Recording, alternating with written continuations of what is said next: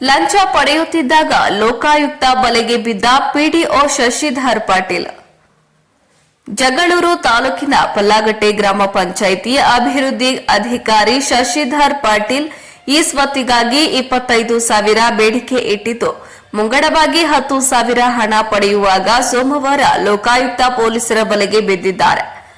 ಸೂರಗೊಂಡನಹಳ್ಳಿ ಗ್ರಾಮದ ಎಸ್ಸಿ ಅಶೋಕ್ ಅವರ ಮಾಲೀಕತ್ವದ 3 ಮನೆಗಳ ಈ ಸ್ವತ್ತಿಗೆ ಮತ್ತು ಖಾತೆ ಬದಲಾವಣೆ ಮಾಡಲು ಪಲ್ಲಾಗಟ್ಟೆ ಗ್ರಾಮ ಪಂಚಾಯಿತಿ ಕಚೇರಿಗೆ ದಾಖಲೆಗಳೊಂದಿಗೆ ಅರ್ಜಿ ಸಲ್ಲಿಸಿದ್ರು.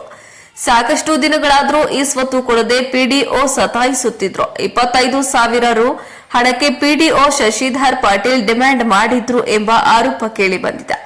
ಸೋಮವಾರ ಲಂಚದ ಹಣ 10,000 ಪಡೆಯುವಾಗ ಪಲ್ಲಾಗಟ್ಟೆ ಗ್ರಾಮ ಪಂಚಾಯಿತಿ ಪಿಡಿಒ ಶಶಿಧರ್ ಪಾಟೀಲ್ ಲೋಕಾಯುಕ್ತ ಟ್ರ್ಯಾಪ್ ಕಾರ್ಯಾಚರಣೆಯಲ್ಲಿ ಖುದ್ದಾಗಿ ಸಿಕ್ಕಿಬಿದ್ದಿದ್ದಾರೆ. ಅವರನ್ನ ಲೋಕಾಯುಕ್ತ ಪೊಲೀಸರು ಬಂಧಿಸಿದ್ದಾರೆ.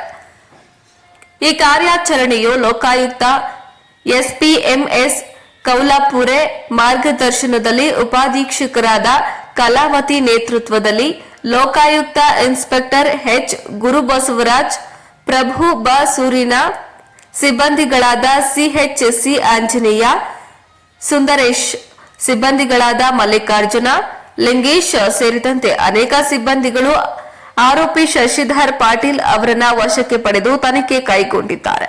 ವರದಿ ಮಹಾಂತೇಶ್ ಬ್ರಹ್ಮ.